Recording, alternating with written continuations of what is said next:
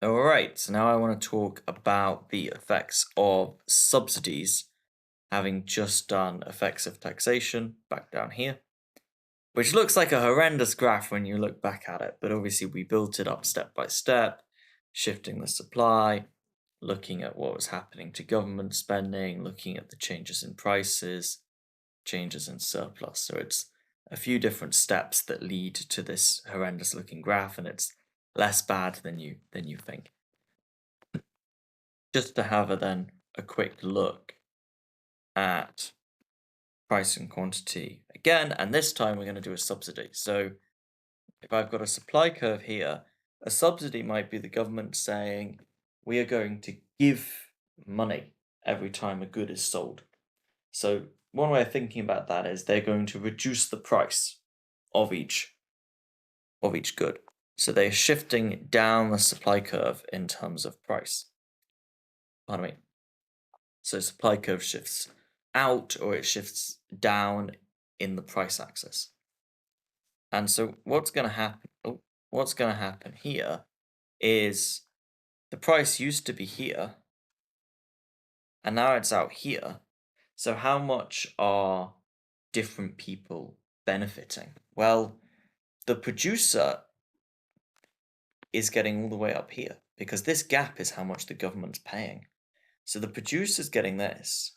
So if before we had a price level that was here, the producer is getting this amount extra money as a result of the shifted supply and it meeting the demand at a lower level.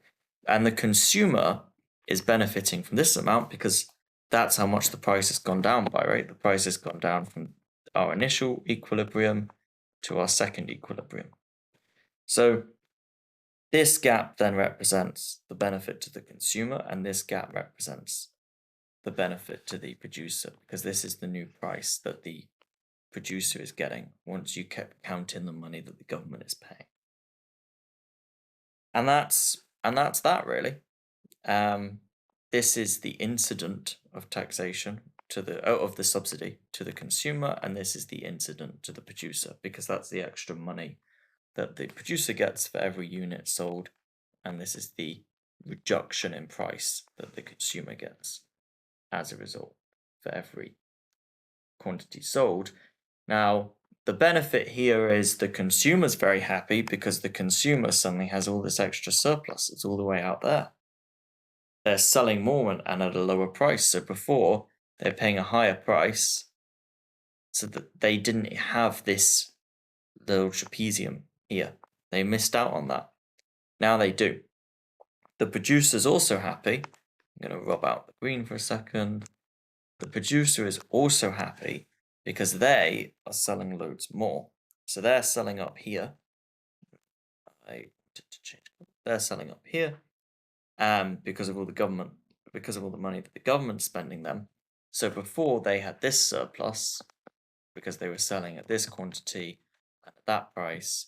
Now the price that they get has gone up, so now they also add this amount of surplus in.